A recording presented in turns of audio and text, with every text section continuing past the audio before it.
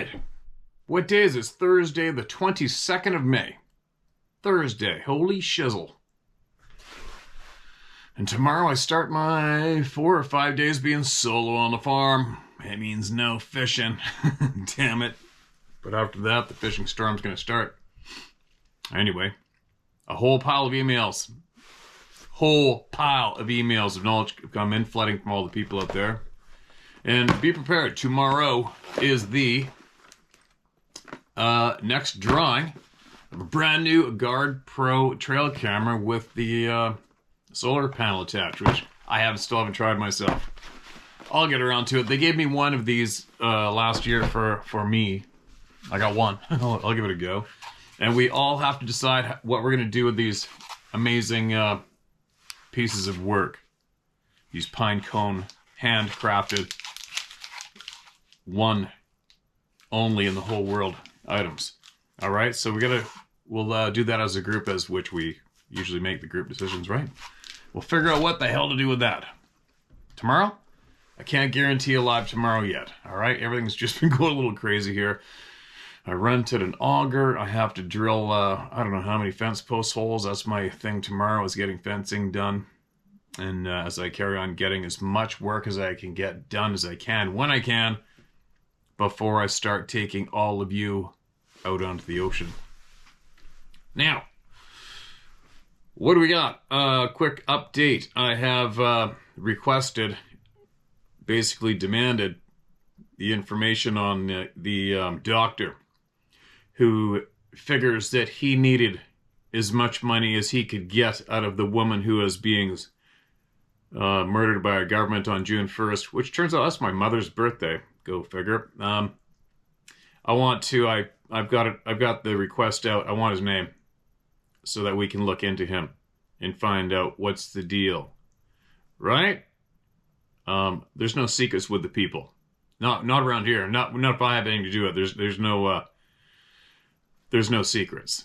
Right? So we're going to find out who this doctor is and why he would find it important to talk a dying woman into taking a booster that obviously doesn't do shit but probably makes things worse, and find out how he benefits from that, how he can be such a ruthless piece of shit and do that, and furthermore encourage and convince her that, well, you can't make it in, we're going to send a nurse out to you and put that on your bill too before June 1st when we murder you.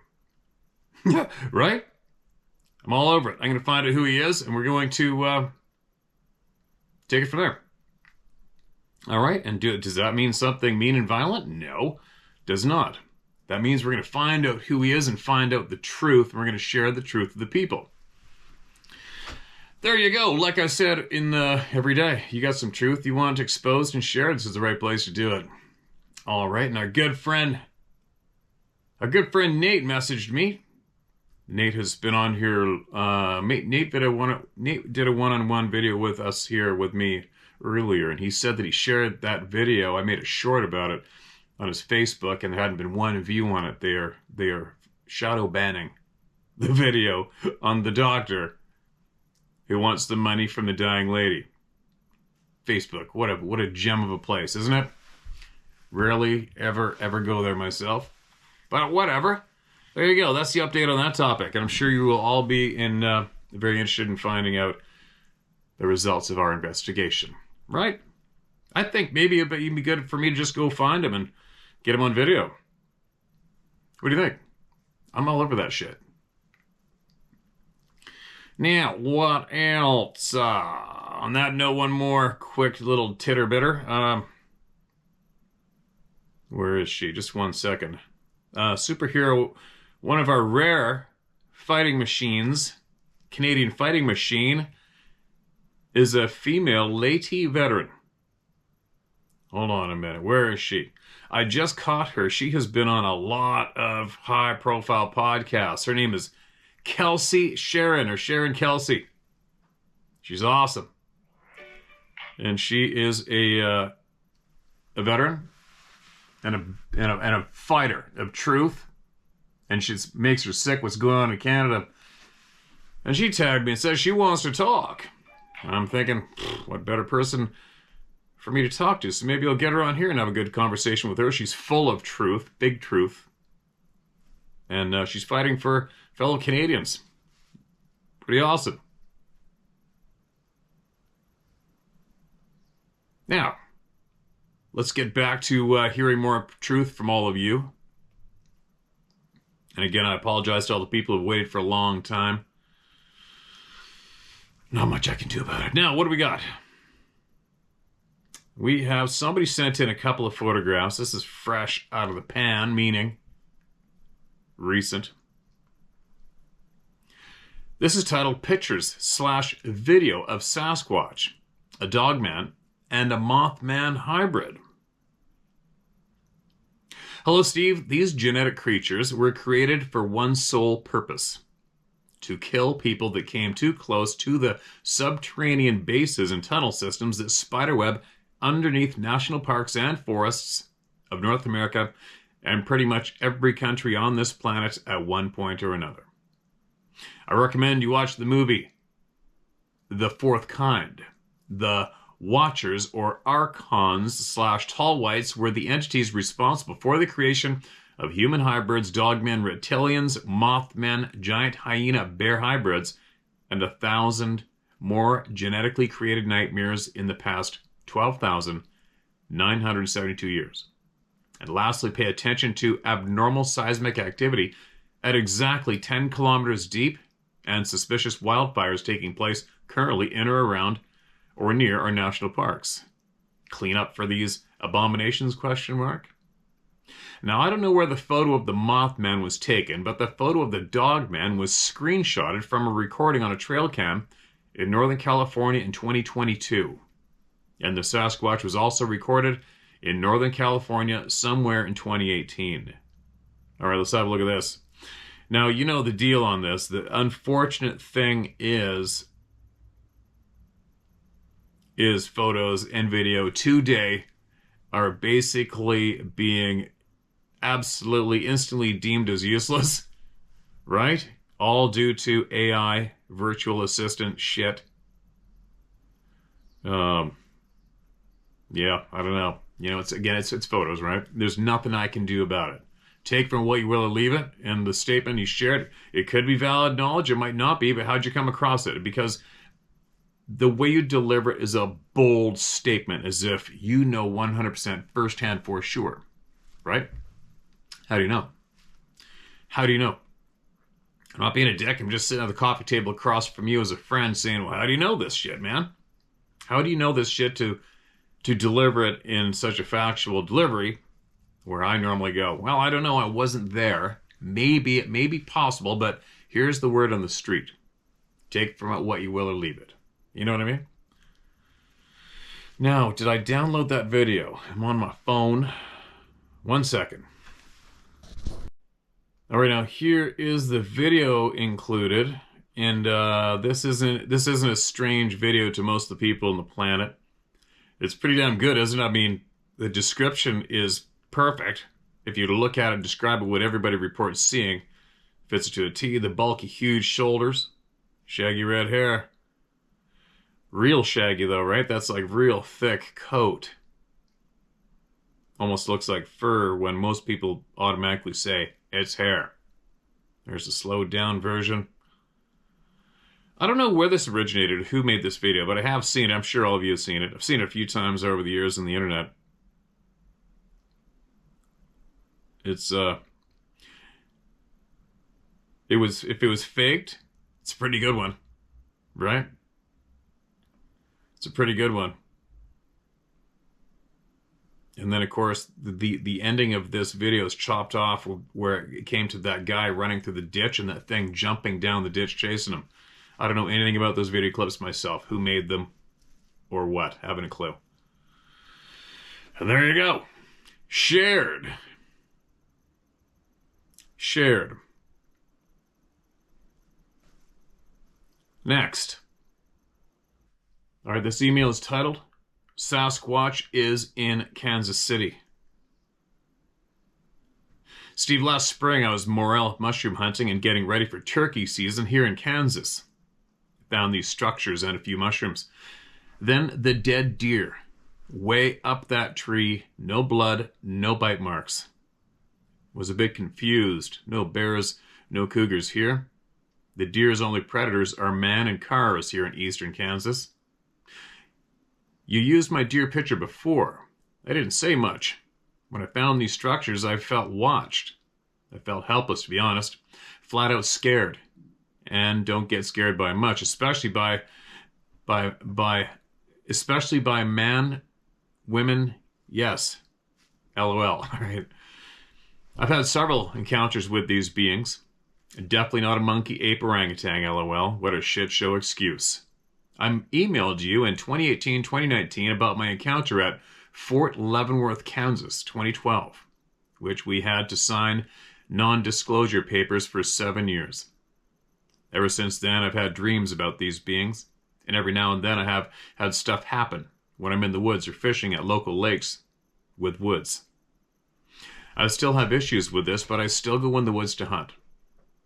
I've been shot once, blown up twice in Iraq and Afghanistan, served 10 plus years in Army hoorah.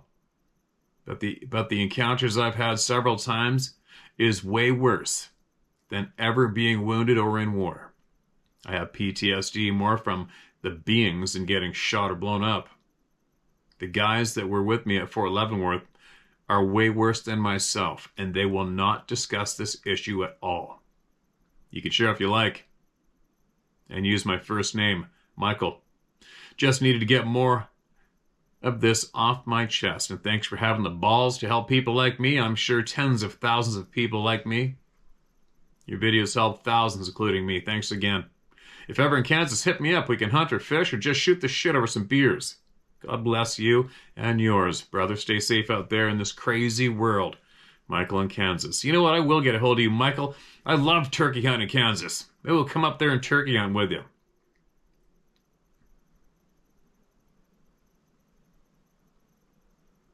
And thank you for that kind invite.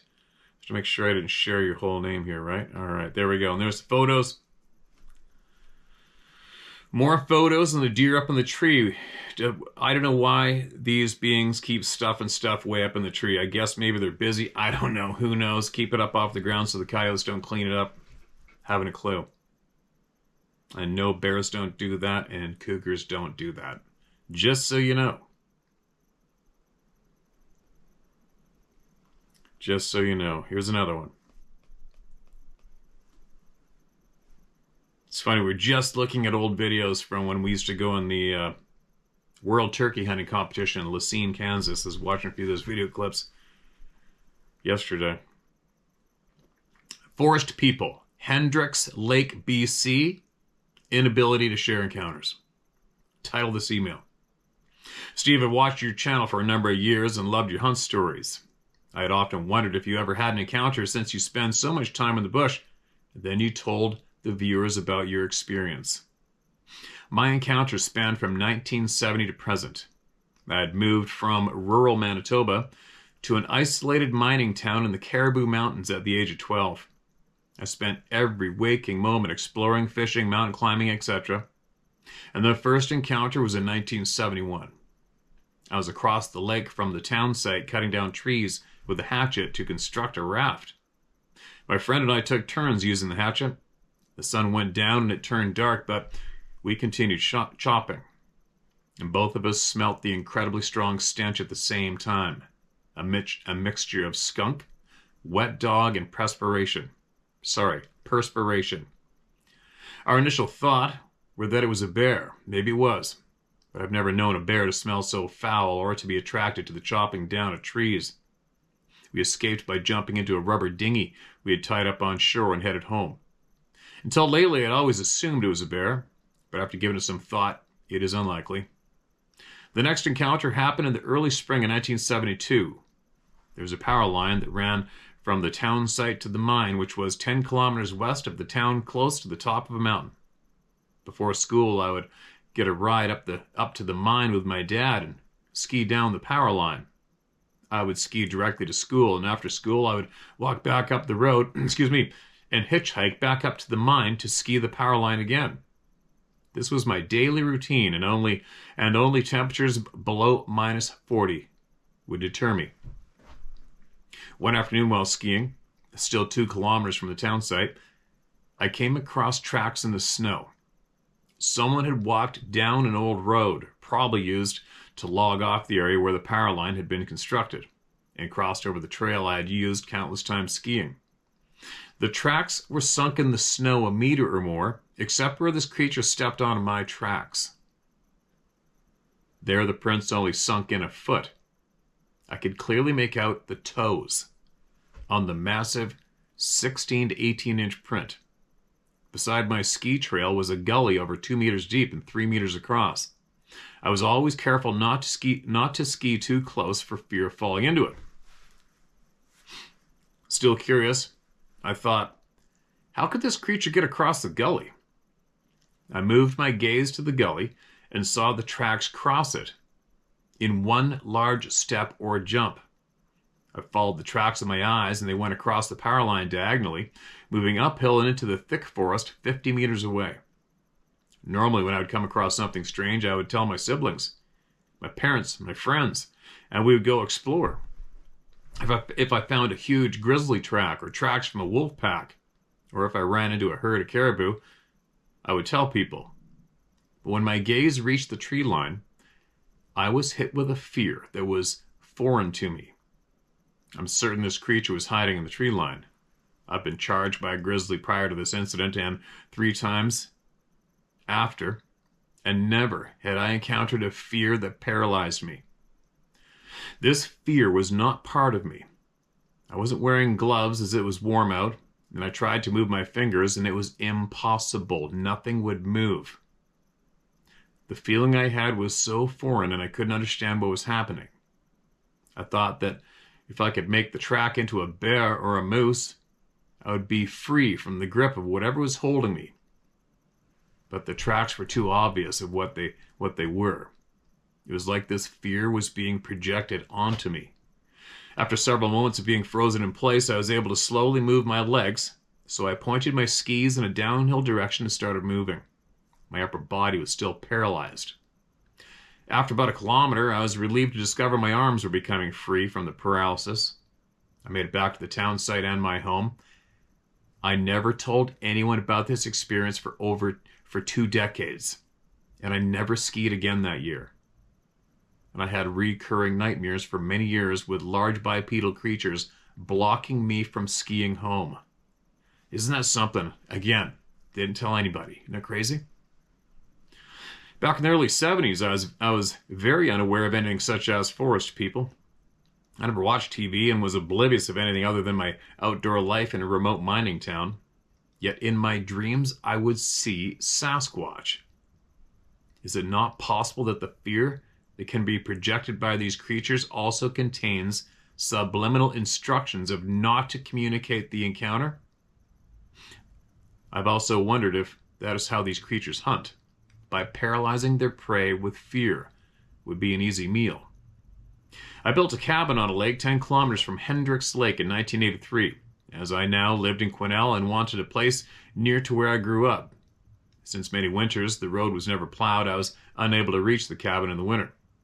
My winters would be spent in fear of having to go to the cabin in the summer and encountering one of the creatures from my dreams. These fears would disappear once I could make it back out there. Isn't that weird? Because for me, I'll freak myself out at nighttime before I go hunting in the morning, but once I get out there, I'm good. It's really weird. One trip out to the cabin, I found 7 trees laying on the cabin roof from 3 different directions. An 8th tree went through the outhouse from the 4th direction. There were no downed trees laying on the ground, only on structures. All the trees were green and 12 to 16 inches in diameter. Must have been a very odd windstorm. Wow. Twice I've gone down the 110-meter long trail to the cabin and found 5 downed trees, one on top of the other blocking the trail. The pile of trees were 2 meters tall and quite an obstacle. Both times all trees were green, spruce, and pine. Last early summer, I jumped on my quad and rode from the cabin to a little lake 3 or 4 kilometers from the cabin to try my luck at fishing. When I arrived at the trail to the little lake, I got off the quad to gather my fishing gear. The first thing I noticed was the dead quietness. No birds, no wind, or even bugs, since the snow had just melted. It was eerie silent. Off in the bush, I heard 3 loud cracks of wood breaking, and then the crash of a huge tree hitting the ground. I listened for the sound of a bear or a moose running from the spot, thinking they were using the tree as a scratching post, but only silence. I was wondering why the tree never fell in the windstorm the night before. It must be the same phenomena that breaks 15-year-old trees off 8 to 10 feet up, or pulls trees out of the ground and shoves them back into the ground upside down, which I have come across many times, that cause the tree to fall over. The times that I've made it out to the cabin in the winter and I've walked in the frozen lake, I have had a creature paralleling me in the forest. When I stopped, the creature would stop. When I walked, I could hear branches breaking. It could very well be a cougar or a wolf, but very odd to have branches breaking with 2 meters of snow covering the forest floor. Excuse me, no shit. The inability to communicate with others about my experience of being paralyzed by one of these creatures was not a conscious. All I can say is whatever power this creature had to paralyze me with an insane feeling of fear and caused me to have recurring nightmares for decades might also be able to silence people that have had an experience by deliberate or unintentional rewriting of neurons in the brain. Food for thought. Mark. Holy shit, Mark. That's a holy shit. Right? Sorry that's happened to you. I'm glad you're still going to the woods. And I don't know how these people do this. I really don't have a clue. Got an idea. But that sucks. Right? Doing that to an innocent person. And it reminds me, I did have dreams myself. Oh gosh. I was living back in Pemberton at the time, and I remember for a week straight I had these dreams that were so real, it was ridiculous. I could see the facial features on these hairy, huge frickin' dudes. Clear as day. Scared the living shit out of me when I woke up. Like, definitely heart was racing. And I feel like what I was doing then, if I was trying to do something intentional then or not, I think I was. But I remember having those dreams and seeing 2 or 3 of these people crystal clear, reddish brown, crystal clear in the dream. Like an absolute, all the feelings were 100% authentic. Like it really went down. But I woke up, but I retained those dreams perfectly clear in my head, Nothing threatening, not really, but just alarming, Now, who else? All right, Mark, this is red. Appreciate that email, man. If you're still hanging out, send me an update.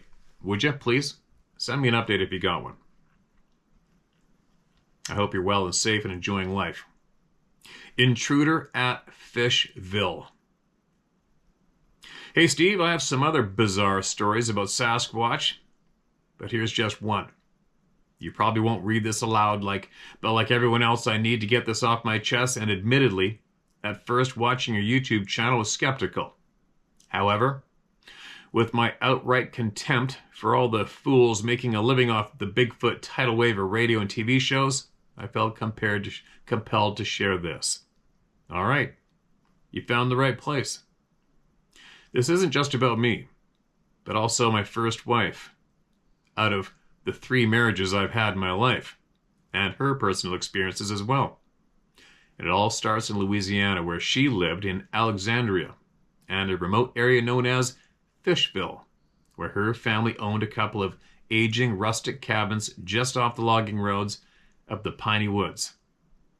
The area is a plethora of dark wooded lands that even during the days can be overshadowed from the tall pines above when it's cloudless/par.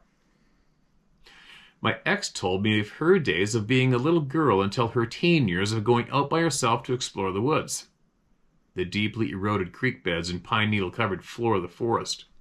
Louisiana is a very strange and foreboding place, having a history of African voodoo influence, KKK activity, and the French Acadians who came from Canada and made the dismal swamps their home.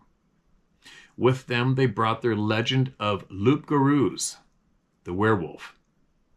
This area is host to several former military bases used for training during World War II, such as Camp Beauregard, where nothing but concrete slabs, old barbed wire fences, and dilapidated base buildings stand as the silent reminders of history. But there's something else very weird that marks this dark, mysterious region. Since the 60s and 70s, many a teenage couple had been terrorized on a Saturday or Friday night from the back seats of their parents' cars, chased by UFOs or monsters. It's been going on for a long time, too. Anyway, it was during the heyday of movies like The Legend of Boggy Creek and The Creature of Black Lake that the folk monster sensation was going on around 1973. And she was going to LSU, and I was tagging along, attending some classes with her and often starving between jobs. There were a couple of acquaintances we knew who were bent and determined to solve the folk monster craze and announced to us that as soon as winter or Christmas break took place, they were headed there to do some investigating. Well, when classes started in the spring, they did not return, and we never heard from them again. We knew for a fact they had planned on attending classes again, but they were never heard from again. I guess we were too involved with our own lives to give it too much thought, but that was weird. And maybe we should have called the authorities. But what could have said? Fast forward to a few years later. We're married, have two of 4 kids, and my wife will take a summer trip to the cabins her family owns and bring the kids with her while I finish up my work in my commercial carpet and upholstery cleaning business and then show up later. She told me one night after a full day with the kids and meeting her mother and 2 sisters after a 5-hour drive from Dallas to Fishville, she had put the kids to bed after cleaning up after dinner and fell into an exhausted sleep. Sometime in the wee hours of the morning, she was aware of someone or something that quietly crept through the screen door of the porch and was standing in the doorway, looking down upon her and her sleeping children. And it was a large, dark form that she could not clearly make out, and that her eyelids were so heavy that she was helpless to do anything about it. Who or what it was lingered for a while and then drifted back into the night. In the morning, she asked her Catholic priest, uncle, if he had stopped in to check up on them when he drove in from town, but he said he had not. The neighbors were not in town. Uncle John, as she called him, found impressions in the dry soil around the cabin and advised my wife to keep the doors locked from now on, and so it was. When I came into town, like I had many times before, her brothers might show up, so we would all party because I needed to unwind myself. And so here's where it gets stranger. As a little girl, my ex would go exploring along the deep creek beds, so deep that she could not see who or what might have been paralleling her as she walked. Several times she found herself going into an inexplicable panic, sensing the presence of someone or something just out of sight and beyond the eroded creek bed from above. So she would run back to the cabins as fast as she could. Who or what had spooked her, she could never be sure, other than she did seem to have a certain sixth sense. One night after arriving earlier in the day from Dallas and bringing groceries and supplies myself, the wife and kiddos and her 2 sisters were all spending a very strange, quiet evening. There was no partying, drinking, or pot smoking going on. Just all of us preparing dinner and getting the children bathed. There was no TV and only a radio, but it wasn't on. And for a very, very strange reason, a kind of muted desperation settled over all of us. And then a strange fear, as if something was about to happen. It was a suffocating silence that none of us seemed in control of, as if someone or something were out there, maybe circling that old turn of the 20th century cabin. There was nothing to light up the landscape outside but a porch light above the door that did little to illuminate the inky blackness of that pine forest that transformed from being your friend during the day to the night that became a blinding cloak of terror in the hours after sunset. Were the cougars out there? Probably. Bear? Most unlikely, though getting into south central Louisiana, there have been record-setting huge black bears that have surprised ranchers and farmers when their cattle got eaten. Whatever it was, that strange haunting night certainly was a wake-up call, not to mention the nocturnal visitor who came into the cabin while my wife had been alone with the children asleep. Was all this a trick of our imagination? I don't think so. Louisiana, just as eastern Oklahoma and Arkansas, who form a tri-state point, all have their strange upright walking furry monster tales to replete with numerous newspaper articles from local sources stretching back to the late 1800s, where pioneers had their encounters with the hairy creatures of the woods. And I swear, there are places in those swamps where man has never set foot, and beneath that dense canopy of overhead trees that make even broad daylight into a shadowy theater of gloom where lurks the unknown. Mike from Texas. There you go. Appreciate it, Mike. I'm going to sneeze.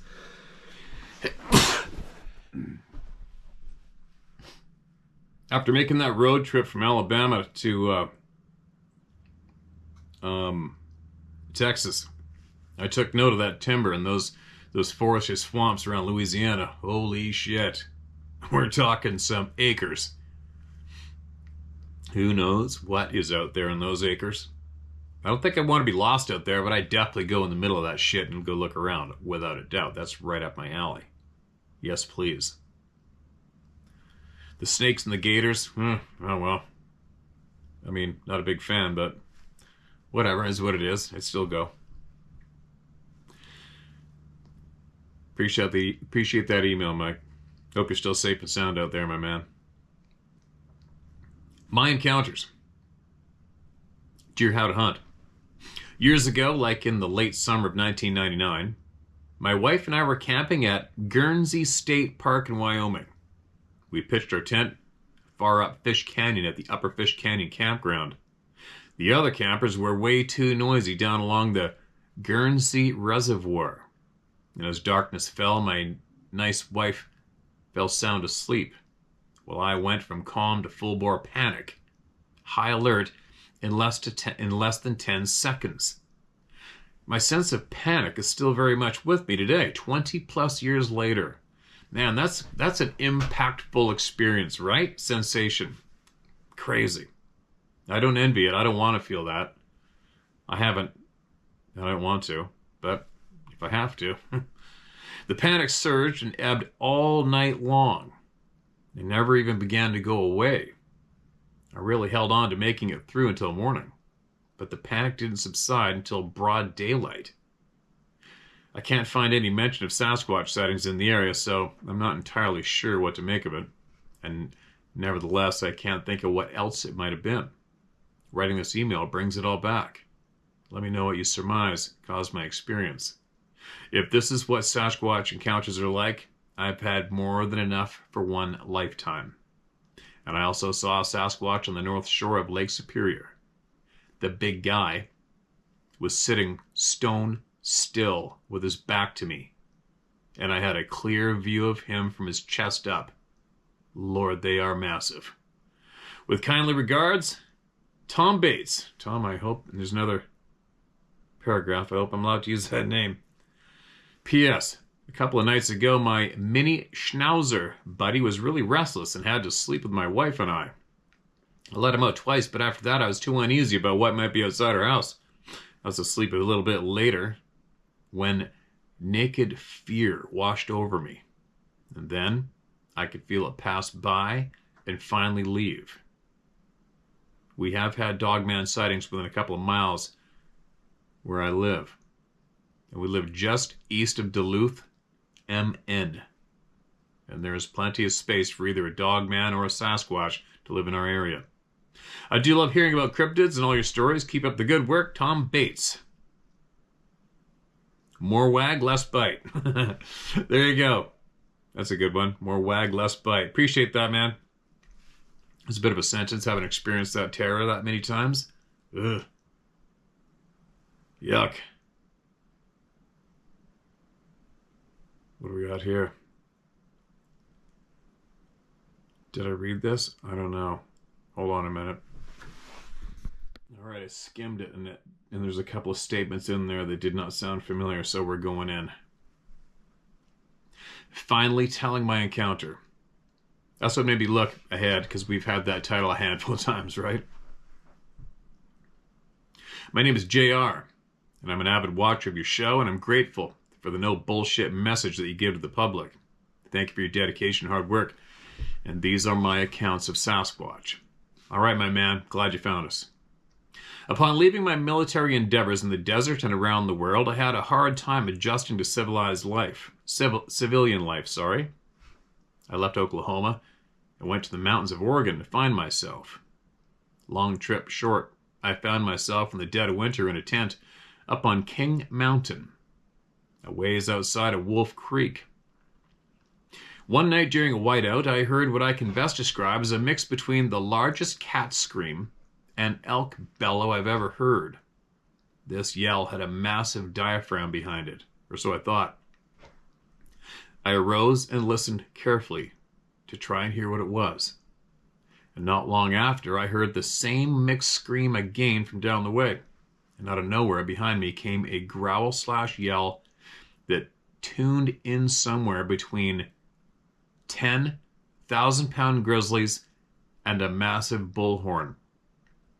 That's creepier than shit.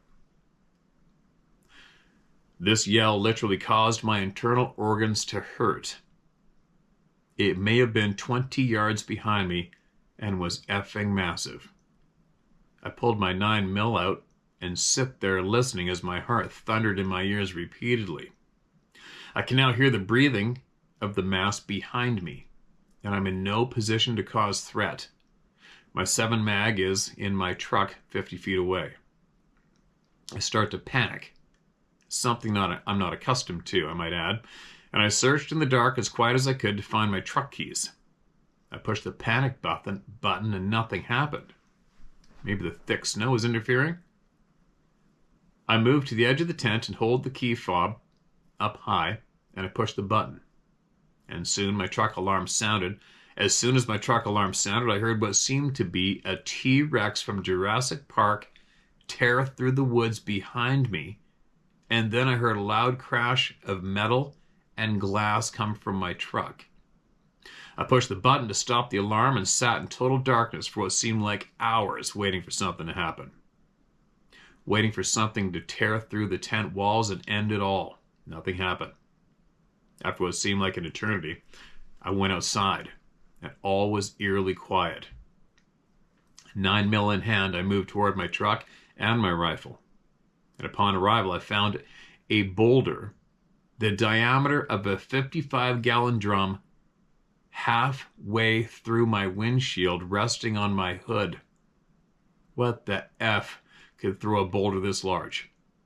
I got my rifle and a box of shells and went back to the tent. After a long night of no sleep, I went out at daybreak to look around, and I found prints 4 to 6 inches bigger than my size 12, and prints about my size too.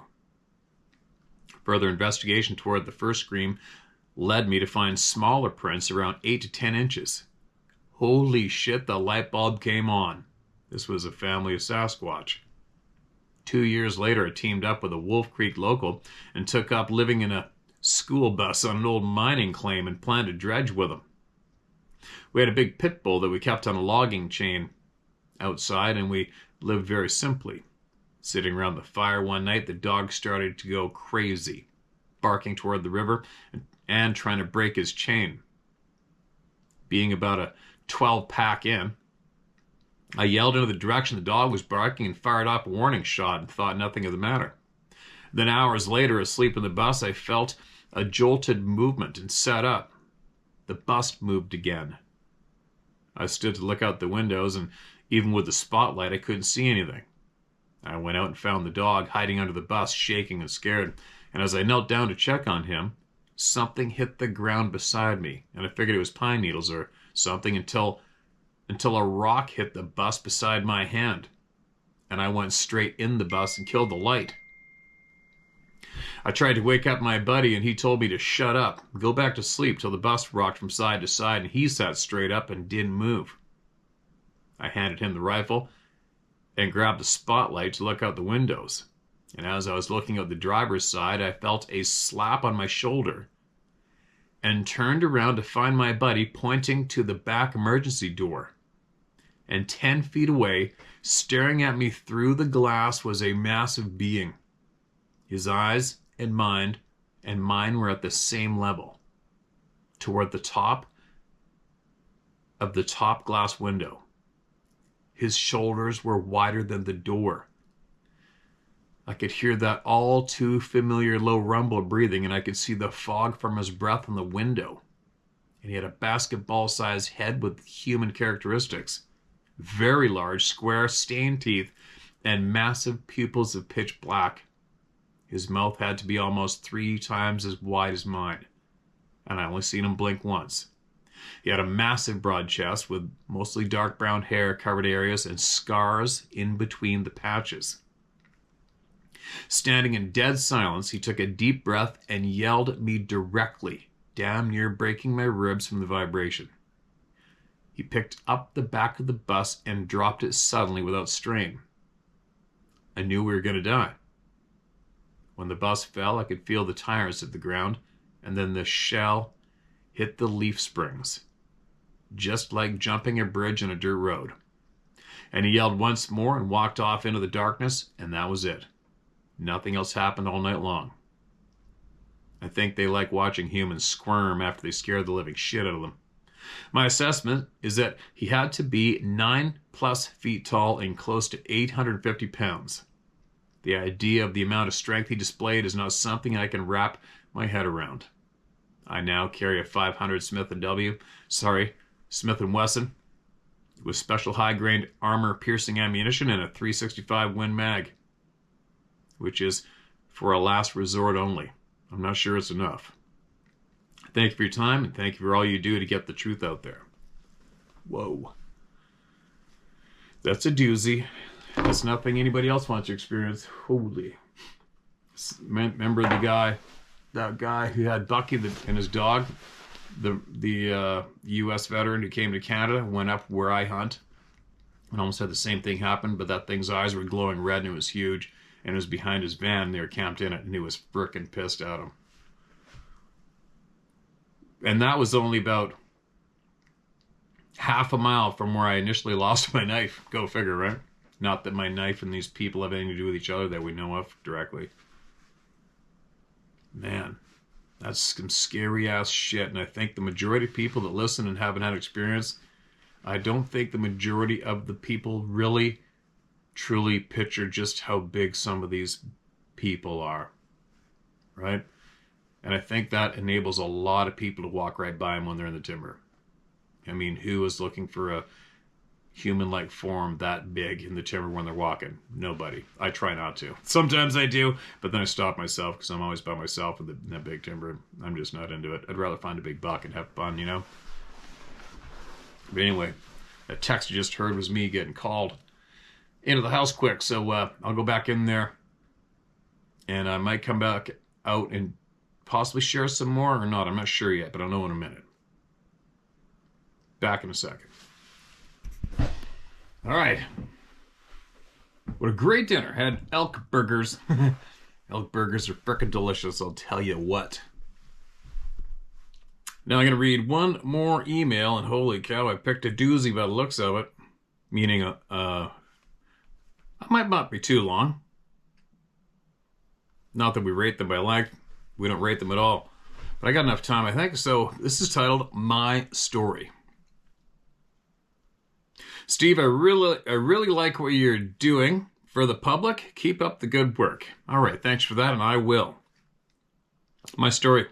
I remember December of 1962. Not too cold that year. Very little snow, but bleak days with lots of rain. We had to stay inside for several days because of the rain. When the rain finally quit, I really wanted to go outside. I was so tired of staying indoors. My friend down the street called and wanted to know if I could come up to her house. I asked my mother, and she said it was okay.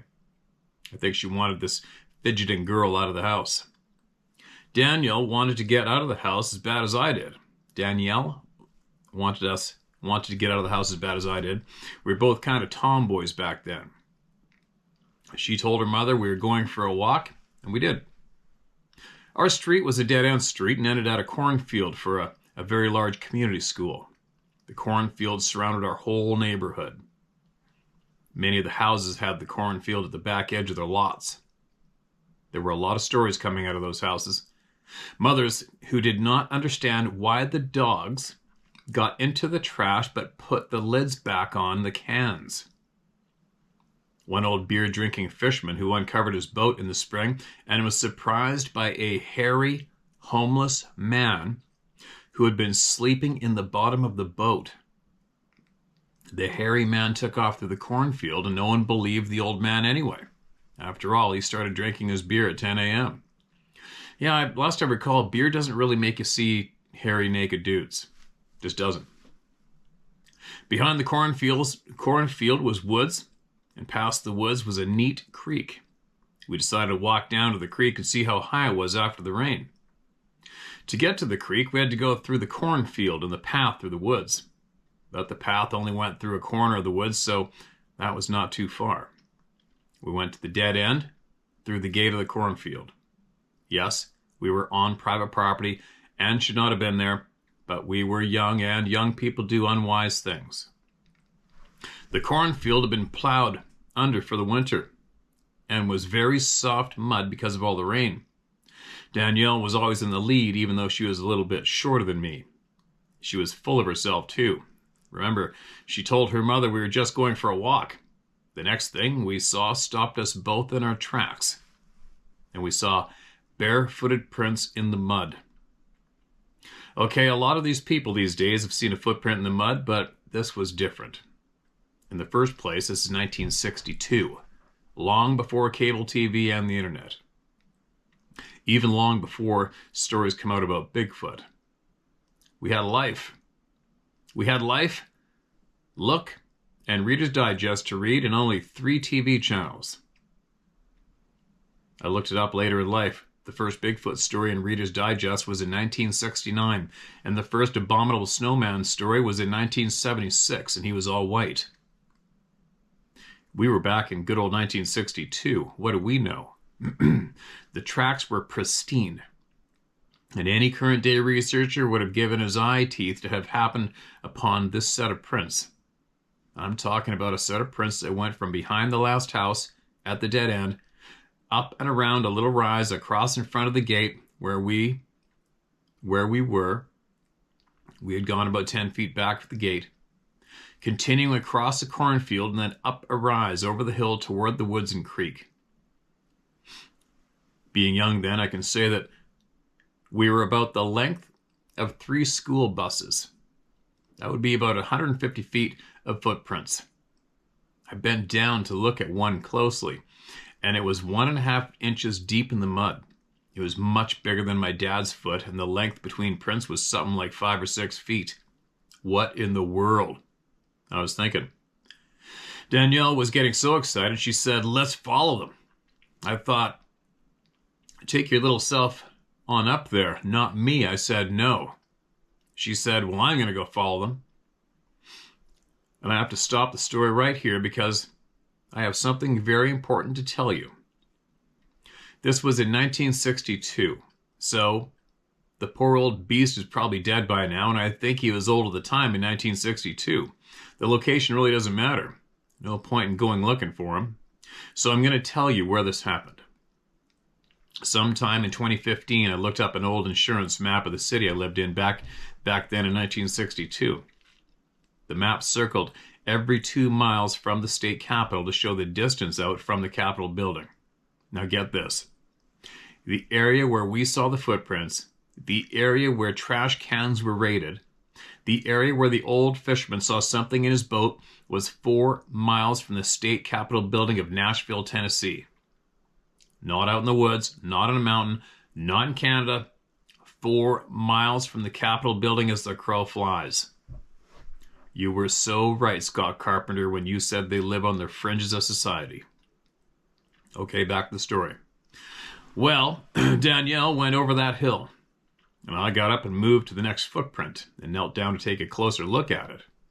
These things had my attention. What in the world had made these prints? It must have been something big.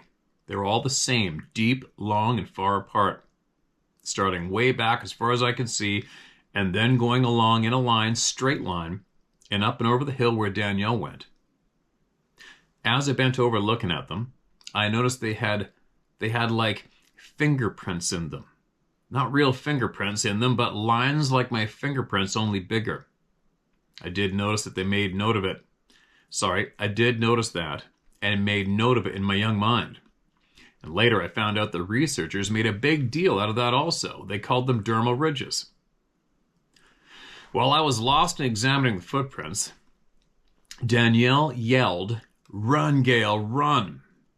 Well, you did not have to tell me twice. I took off running for the gate, and here come Danielle up from behind. Remember, I told you she was shorter than me. Well, here she come around me and headed for that gate like a bat out of hell. She beat me to the gate and yelled, "Hurry up, Gail." That little mess, I wish you would not yell so loud, I was thinking. She'll have all her neighbors looking out the door to see what's going on, and we really were not supposed to be there. And as she took off running for her house, I closed the gate and looked around to see if anyone was looking out the windows or doors of the neighboring houses. She ran into her garage and was cleaning the mud off her shoes. That seemed like a smart thing to do. As I caught my breath, I began cleaning my shoes too. Finally, I asked, "What did you see?" And she just looked at me, and so I asked her again. She said, "I can't say, I just can't say." So I asked some other question, trying to find out what was over the hill. And finally she said, "I gotta go in, and you gotta go home." Well, sounded like a good idea to me. I thought we would talk later about it, and she would fill me in on what was over the hill. Nope, that never happened. Excuse me. And I'm sure if you heard many stories, you know how it ended. We were not friends for long after that. Oh, we still know each other now, but only to send cards when one of our family members passes away. That is the way it seems to go with these things. Don't know why. Fast forward 50 years and 1 month to January 2013. I'm retiring after 30 years of working at the same place. My life has been great, with a few bumps in the road. I have 5 children and managed to get a 4-year college degree while working 40 hours a week and raising these wonderful children of mine. They ask me what I'm going to do as they hand me an engraved silver tray. And I give them a list of fun stuff like gardening, piano, art, and reading. I never told them that I was going to get to the bottom of this 50-year mystery in the back of my mind, but that was my plan. You see, it was a mystery because what I saw that day was not like what I later saw on Discovery Finding Bigfoot, the internet, or any of those sources of information. It was just a little bit different, just enough to make me wonder. My kids would watch those shows and say, "Mama, do you think Bigfoot's real?" And I would reply, "Yes, I think I saw his footprints." But something was different. The footprints I saw so clearly that day in 1962 only had 3 toes. Not like 2 had been cut off in an accident, but 3 evenly placed toes about the same size. That's pretty creepy, right? I bought a laptop, and from Amazon I ordered every book I could afford. After about 2 years of searching the internet, one day I happened upon a story. And the story was of 4 young people who are returning from a concert in Nashville to Las Casas, Tennessee. I know I probably didn't deliver that word the right way. That name. About 45 minutes from Nashville. It was late at night and they came upon a man walking down the side of the road. When they got closer, they thought he was wearing a fur coat. Well, you know how it ended. They looked at him, he looked at them, everyone looked surprised, and they hit the gas and he took off through the cornfield. All these cornfields. But the important part was that they went back the next day because they just could not believe what they saw, and they found footprints. 3-toed footprints. Finally, a story that fit mine. Then I found an account of 3-toed footprints in one of the books I was reading, The Locals by Tom Powell. It was on page 184, left-hand side at the bottom. Then I found a reference in a second book, and now I occasionally find stories online about 3-toed prints. They seem to show up in eastern North America. Because I've now read about 50 books on this subject, I can tell you I know very little. A lot of the books are full of bull crapola. Some are good. Your book, Steve, is one of the good ones. I only listen to eyewitness stories. Steve, do you know what an expert is? X stands for the unknown. Spurt is a drip of water under pressure, so an expert is an unknown drip under pressure. Best regards, Gail. Gail, what a wonderful soul you are. What a generous gift you just gave us, your time of life, and sharing all that. I really, really appreciate it. I'm super glad you sent that in to us. Big time. I hope you're still enjoying life right now. I hope you're still here. 3-toed prints, you know, it's just like, excuse me, the dog man thing. Every time that came up, you know, not that many years ago, I'd be like, oh God, here we go again. Why do I don't even need to read this shit. You know what I mean? And then I finally grew, and my brain started to expand, and I realized, am I ever an idiot if I ignore all of you, meaning the eyewitnesses, right?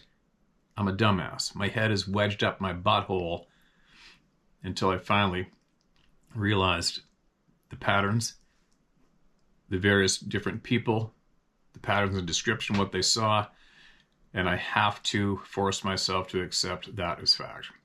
So here we are.